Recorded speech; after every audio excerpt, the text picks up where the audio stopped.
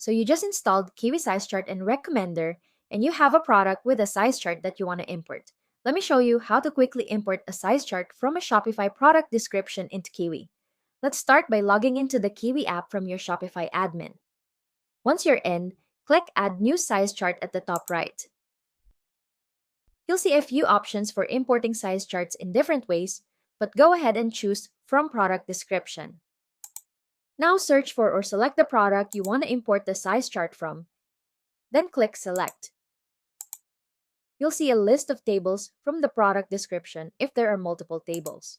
Just pick the one you need, and click Select Table to bring it into Kiwi. Once it's imported, double-check the sizes to make sure everything looks good.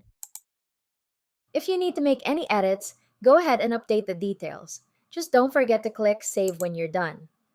Just like that, your size chart is ready to go.